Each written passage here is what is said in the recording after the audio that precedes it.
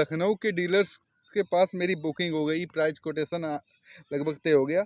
अचानक उनका कॉल आता है कि ऐसा है कि सर हमारे ऑनर ने कहा है कि अब जो भी कार जाएगी वो पावर कोटिंग के साथ जाएगी। शोरूम का एक्सपीरियंस में यदि उसको मार्किंग 10 से दी जाए हाँ। तो मैं 1 या 2 देना पसंद करूंगा। 1 या 2 नई गाड़ी में पेट्रोल लीक हो रहा था।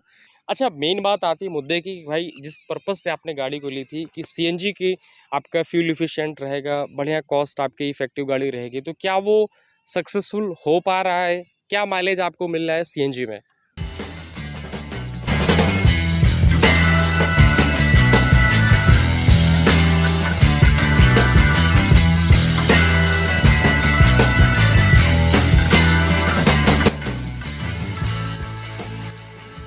दोस्तों आज मेरे पास में इंडिया की one of the best compact SUV in CNG, because एक सिंपल सी बात है दोस्तों, आज के टाइम पे 1.5 लीटर के साथ में आने वाली ये पहली ऐसी सीएनजी गाड़ी है जो कि मार्केट में फेमस और लोगों को बहुत ज़्यादा पसंद है। और इसके लिए सबसे बड़ी बात, तो इससे रिलेटेड सवाल भी लोगों के मन में बहुत सारे हैं कि भाई कितना माइलेज देती है, चलने में कैसी है, लोगों को लेना चाहिए कि नहीं लेना चाहिए। और आजकल तो क्या हो गया है कि भाई स्मार्ट हैबिट पेट्रोल में तो रिमूव कर दिया गया और कहीं ना कहीं अगर ब्रीजा लेने के जो सबसे वैल्यू फॉर मनी वेरिएंट है तो वो कहीं ना कहीं आपका हो जाता है मारुति ब्रेजा VXI।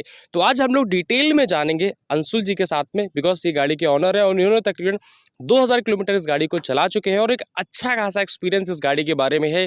कैसा एक्सपीरियंस रहा, कितने में गाड़ी पड़ी और साथ में दोस्तों इसका माइलेज क्या है, सारी बात जानते हैं हम लोग इस वीडियो पे। लेकिन चैनल पर नए है तो please it's humble request subscribe कर लीजिएगा, नहीं तो बहुत सारी वीडियोस को आप मिस कर देंगे। चलिए वीडियो को स्टार्ट करते हैं। तो सबसे पहले अंशुल जी आपका बहुत बहुत स्वागत है हमारे चैनल में। बहुत बहुत धन्यवाद जी, एक छोटा सा इंट्रो दे दीजिए हमारे लोग दर्शकों को। मेरा नाम अंशुल कुमार पटेल। मैं रिसर्च और सामाजिक कार्यों से जुड़ा हुआ व्यक्ति हूँ, इसीलिए आपको बहुत हृदय से स्वागत और आभार व्यक्त करता हूँ और थैंक यू आपके सो मच। चैनल को लगातार देखता रहा हूँ। और आपके द्वारा दिए गए जो वीडियोस हैं, जो आउटपुट्स है, हम जैसे ग्राहकों को बहुत फ़ायदा मिलता है कि कुछ नया एसेसरीज या नया कोई सेगमेंट में हम लोग आप चॉइस करें तो अच्छा एक पसंदीदा चीज़ को सही तरीके से हम लोग ले सकें। बहुत बहुत ओके, धन्यवाद आपका सर। और वैसे आपको बता दें ये ब्रीजा सीएनजी मेरा थोड़ा सा रिकमेंडेशन था तो इन्होंने लिया, तो क्योंकि कॉम्पैक्ट एसयूवी में अच्छी लगी तो फिर बजट में आ रही थी, ठीक ठाक पड़ी। खैर एक छोटी सी शुरुआत करते हैं बेसिकली, मतलब कि इससे पहले आप कौन सी कार को यूज़ कर रहे थे? मैं पहले महिंद्रा की KUV 100 कार ओके, को यूज कर रहा था। मैंने 5-6 साल उस कार को यूज किया। उससे और इस कार में कितना फ़र्क आता है आप? KUV महिंद्रा की जो है वो थोड़ी कॉम्पैक्ट साइज की है और उसको और इसमें बूट स्पेस का बहुत अंतर है, उसकी लेंथ और वेल्थ काफ़ी अंतर है। तो वो अलग सेगमेंट, एक तरीके से कॉम्पैक्ट सेगमेंट है। ये पूरा मीन्स एक अगर जैसे बात की जाए कि सीएनजी में और भी गाड़ियाँ आ जाती हैं लेकिन कॉम्पैक्ट एसयूवी में यही आती है, हालाँकि आपको ब्रीज़ा ही लेनी थी या फिर ब्रीज़ा के मतलब सीएनजी के होने की वजह से आपने इसको चूज़ किया तब? एक्चुअली मेरी चॉइस थी कि एक एसयूवी मॉडल में जाएं और साथ में सीएनजी हो, ओके। क्योंकि सीएनजी सिर्फ एक कॉस्ट इफेक्टिव नहीं है, एक पोल्यूशन के लिए भी हम एनवायरनमेंट फ्रेंडली यदि हम चूज कर रहे हैं तो एक सीएनजी या इलेक्ट्रिक पैटर्न पे जाएं। ओके। इलेक्ट्रिक पे कोई भी एक एसयूवी ऐसी मिल नहीं रही थी जो हम यूज कर पाएँ अपने एनवायरनमेंट फ्रेंडली होने के लिए। हाँ, वैसे एसयूवी आती है, नेक्सॉन की आ जाती है, लेकिन ले थोड़ी-सी महँगी पड़ रही होगी तब। हाँ, महँगी भी है लेकिन उसके भी कुछ रिव्यू हमें क्लियर समझ में नहीं आए। ओके। और यदि सपोज़ हम ट्रैफ़िक में जाते हैं तो हाइब्रिड मोड नहीं है। आप यदि इलेक्ट्रिक, इतना कानपुर और लखनऊ का इतना ट्रैफ़िक है कि पता चला कि आप घंटों तक सिर्फ़ ट्रैफ़िक में खड़े हैं, वो बैटरी डिस्चार्ज हो जाए। तो कम से कम सीएनजी में 2 ऑप्शंस रहते हैं। एक आप यूज़ कर पेट्रोल में सकते हैं पेट्रोल और दूसरा सीएनजी। हाँ, मतलब एक आपको 2 ऑप्शन मिल जाए तो हुँ, एटलीस्ट आपको टेंशन नहीं रहेगी। कहीं हाँ, पे खत्म हो गए तो पेट्रोल से चला रहे पूरा एक अपना आराम से। सीएनजी खत्म हो गई तो आप पेट्रोल से आगे कम से कम पंप तक पहुँच सकते हैं। ये इसका बहुत अच्छा नहीं, नहीं, ये बेनिफिट है। चीज़ सच में बहुत प्यारी चीज़ है। एंड सेकंड चीज़ कि ब्रीज़ा जो है बेसिकली सीएनजी की अगर बात कीजिए तो मार्केट में इस टाइम में चरस बनी हुई है। आप भी गए होंगे, अगर शोरूम नहीं, में पता किया होगा, तो यही सुनने मिला होगा कि वेटिंग पीरियड उसका बहुत ज़्यादा है। तो आपको ये गाड़ी कितने दिन में मिल गई थी?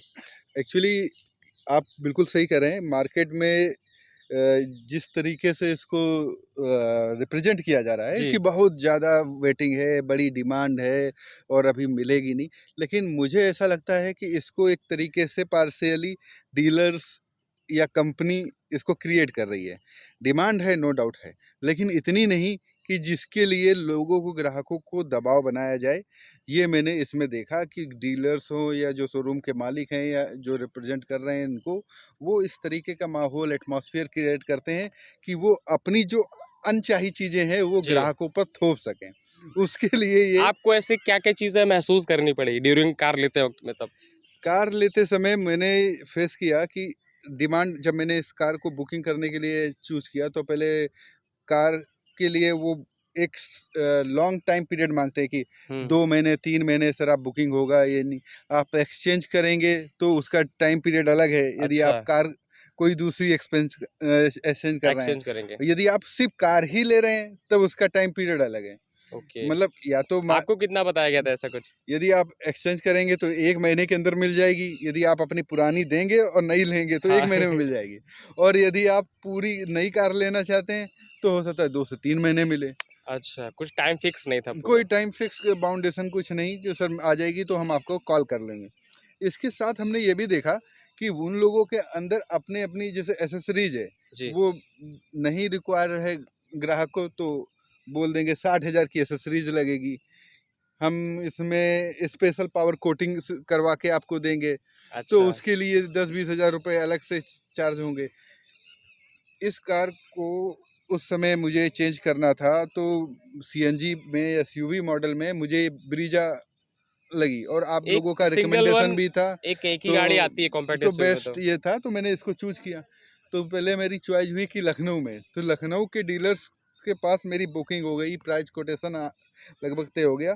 अचानक उनका कॉल आता है कि ऐसा है कि सर हमारे ओनर ने कहा है कि अब जो भी कार जाएगी वो पावर कोटिंग के साथ जाएगी। अब अच्छा, 10-15 हज़ार रुपये आप उसको दें, जो भी एक्स्ट्रा है, देन आप उस कार को ले सकते मतलब हैं, ये एक्सेसरीज अलग कंपल्सरी है कि लेना ही है आपको? लेना है आपको, उसके बिना आपको नहीं देंगे। अरे बाप रे! तो मतलब, और यदि आप ये करते हैं तो आपको 2-3 दिन में कार मिल जाएगी, अच्छा। और यदि आप वैसे कब बुक कराएँगे तो आपको 3 महीने वो कब मिलेगी वो सर हम नहीं बता सकते। हमने कहा ये लेकिन ये तो बहुत बड़ा मतलब धोखाधड़ी और बहुत ही अलग तरीके की हाइप बनाना इसको कहते हैं। हाँ, ज़बरदस्ती ये तो। ग्राहकों के ऊपर एक तरीके से डकैती डालना है कि आप जानबूझ के ग्राहकों को इस तरीके से फाँस दें। अच्छा, कानपुर में आपको ये गाड़ी मतलब कितने दिनों के अंदर में मिल गई थी तब? कानपुर में यदि मैं इसको नॉर्मल बुकिंग में लेता हुँ, कि मैं एक्सेसरीज खुद चॉइस करूं और अपने अनुसार से लेता, हुँ। तो वो 2-3 महीने का मुझे टाइम पीरियड कह रहे थे। अच्छा। तो फिर काफ़ी निगोशिएशन और रिकमेंडेशन के बाद जो प्रथा चलती आती है इंडिया की, तो उसकी वजह से मुझे फिर उन्होंने ये एक आपस में डील सेट हुई कि ऐसा है कि हम आपको 30-40,000 की एक्सेसरीज देंगे, जी। आप वो लेंगे हमारी, देन हम आपको विद इन वीक में आपको अवेलेबल यानी कि कराएंगे आपने एक्स्ट्रा में एक्सेसरीज। ज़बरदस्ती मतलब कि 40 30 से 35 हज़ार की एक्सेसरीज़ आपने ली। एक्सेसरीज लेनी पड़ी, तो फिर आपको 1 हफ्ते में गाड़ी मिल गई। एक हफ्ते में मिल गई। और ये आपको वीएक्सआई मॉडल कितने का पड़ा था on road? V X I model approx मुझे 12,70,000 का अप्रॉक्स पड़ा। तो दोस्तों 12,70,000 रुपए में ये वीएक्सआई सेकंड बेस मॉडल है एक्चुअली इनको पड़ा हुआ है। तो और उसके बाद अच्छा खैर गाड़ी तो आपने ले ली, बाकी शोरूम की तरफ में एक्सपीरियंस वगैरह कैसा था मारुति का? बढ़िया? शोरूम का एक्सपीरियंस में यदि उसको मार्किंग 10 से दी जाए हाँ। तो मैं 1 या 2 देना पसंद करूँगा। 1 या 2 इतना ज़्यादा कम क्या कारण हो सकते हैं? इसका क्या है कि मेरे साथ जो उनका एक्सपीरियंस रहा वो बहुत ख़राब था। जो अच्छा, पता नहीं कैसे और बाकी ग्राहक उन्हें एक्सपीरियंस उनको मिलता रहा कि एक्चुअली जिस दिन हम इस कार को लेने गए तो उन्होंने इस कार को हमें डिलीवर करने के समय पेट्रोल इसको ऐड करा के देते हैं, तो हाँ। उनका ड्राइवर मेरे साथ गया पेट्रोल पंप तक लेने के लिए, अच्छा, अच्छा। और जब हमने वहाँ से पेट्रोल उसे ऐड कराया और फिर हम सीएनजी गए क्योंकि सीएनजी बता रहे थे ये खाली है। हाँ। तो जब हम सीएनजी पंप में गए उसको भराने, तो पता चला कि वो पेट वहाँ से वो लीक कर रहा था। पूरा नई पेट्रोल गाड़ी टंकी में ऐसा हाल? हाँ, नई गाड़ी में पेट्रोल लीक हो रहा था। तो आप सोचिए शोरूम से हम गाड़ी चला के अप्रॉक्सिमेटली 1 से 2 किलोमीटर दूर जाके हमने पेट्रोल भराया। पेट्रोल भराने के बाद हम सीएनजी पंप पे गए, वहाँ पे पेट्रोल बह रहा था धार से। तो ये तो इतना बहुत रिस्की मतलब पूरा ऐसे तो हाँ, बहुत बड़ा बिल्कुल एक्सीडेंट भी मतलब, हो सकता और था। मैं, मेरी फैमिली सब उस कार में बैठे हुए थे।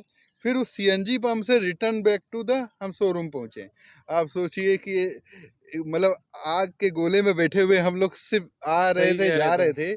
जान का कोई भरोसा नहीं कि कब वो हमारे साथ कुछ भी घटित हो लेकिन जाए। ये चीज़ बहुत बड़ी मतलब बहुत ही बड़ी एक इर्रिस्पॉन्सिबल है बहुत बिकॉज़ ही मतलब क्या रिस्पॉन्सिबिलिटी, मतलब क्योंकि मतलब पीडीआई का मतलब ही क्या होता है फिर? पीडीआई, ये वर्ड मुझे उस दिन बड़ा हास्यप्रद लगा कि पीडीआई के मामले में कि शोरूम का जो जो डिलीवर करने वाला मैनेजर था, वो उसने बोला मैंने पीडीआई को किया। पीडीआई बोलता है मैंने क्वालिटी एश्योरेंस वालों ने देखा।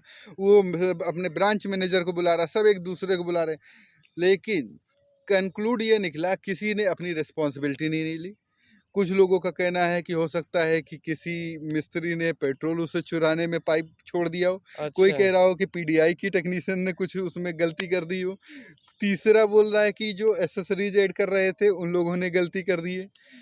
तो कुल मिला लेकिन के शोरूम ने एक दूसरे के ऊपर पाले में से बॉल डालते रहे। अपना किसी ने भी ये कंक्लूड नहीं किया कि इस बंदे की या इसकी रिस्पॉन्सिबिलिटी है, जिसको हम एक्सेप्ट करते हैं और आगे उस पे हम ये कार्रवाई करते हैं कि आगे भविष्य में हमारे यहाँ पे किसी ग्राहक के साथ ऐसा भविष्य में नहीं होगा।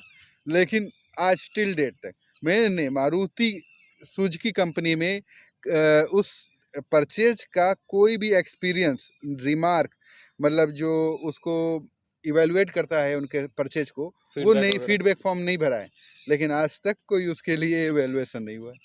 लेकिन ये भाई बहुत बड़ी चीज़ है कि आप खुद सोचिए कि आप एक अपनी एक सपनों की गाड़ी ज़िंदगी में लोग 1 या 2 बार मिडिल क्लास फैमिली एक्चुअली 1 या 2 बार ही खरीदते हैं और आप कार लेके पैसे दे के और पहली बार नो डाउट सब लोग जाते हैं पेट्रोल भराने के लिए, सीएनजी है तो सीएनजी भराने के लिए जाते हैं और सपोज़ आप पेट्रोल भरवाने के लिए जाते हो और पता चलता है कि आपकी गाड़ी में टैंक लीक है, पेट्रोल बह रहा है।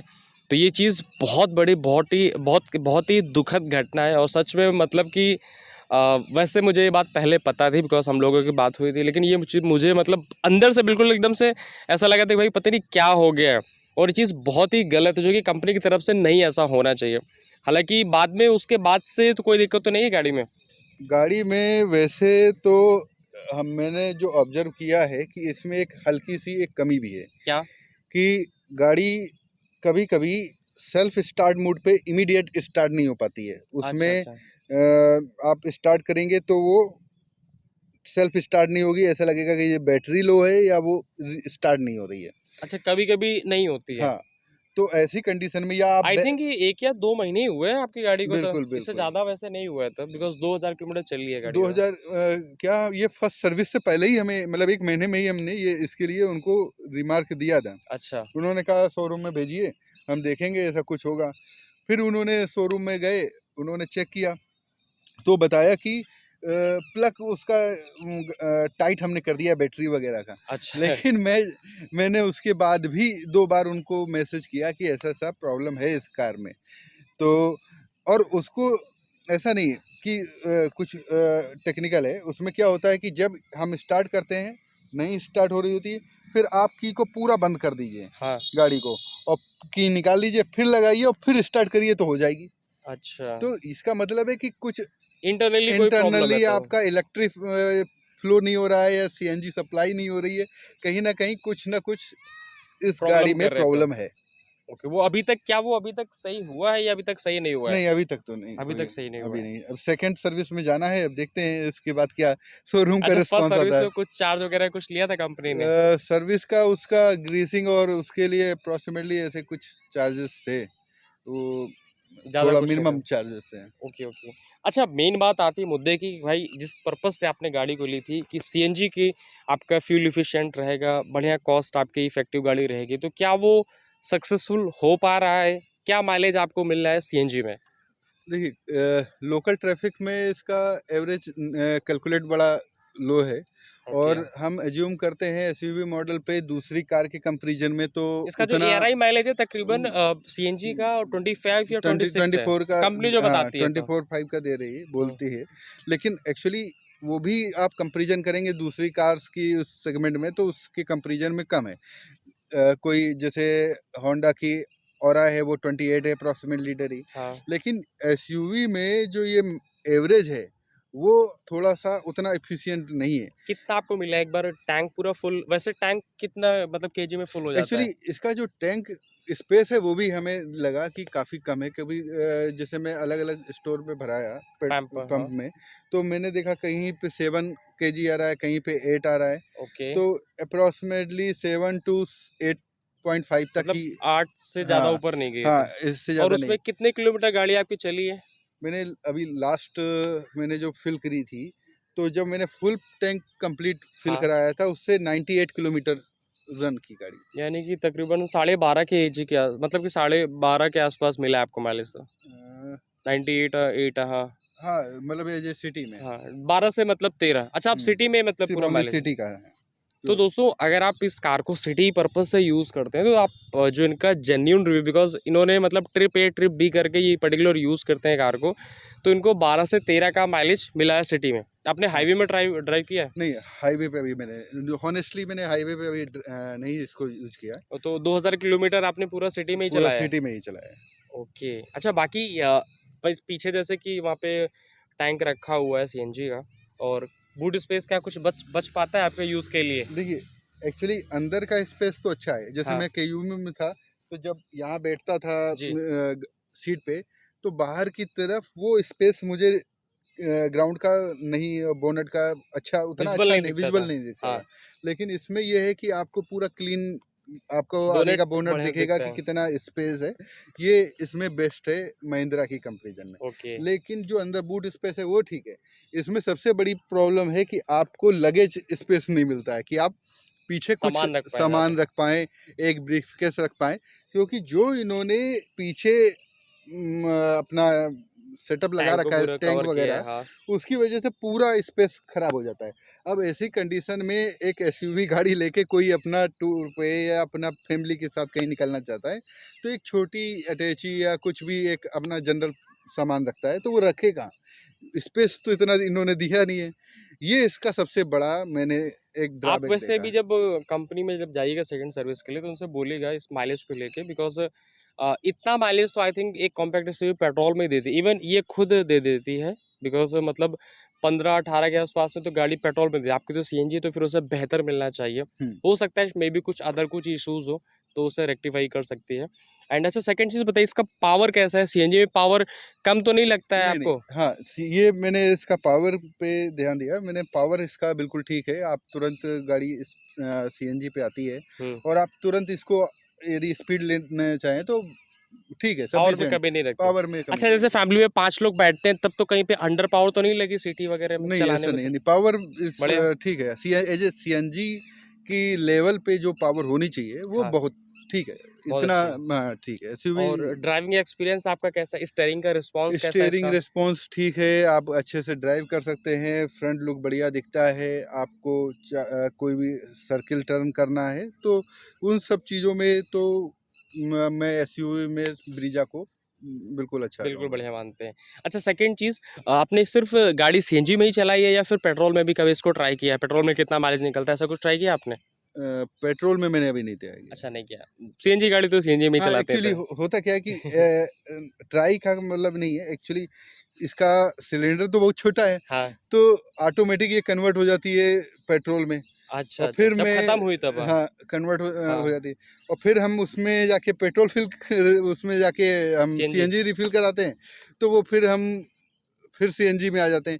तो पेट्रोल का एवरेज निकालने का बीच में एक एवरेज हमने उसका नहीं निकाला है। Okay, okay. ये चलिए कोई बात नहीं। हाँ, वैसे इतना ही लमसम आपका निकलेगा। हाँ। हालाँकि एक चीज़ और है, रात में लाइटिंग इसकी कैसी है? प्रोजेक्टर हेडलैम्प्स हैं इसमें हैलोजन के, हाँ। तो आपको बढ़िया अच्छे से नहीं, दिखता है, कोई दिक्कत लाइटिंग तो नहीं होती नहीं, है? लाइटिंग ठीक है, लाइटिंग इज़ गुड।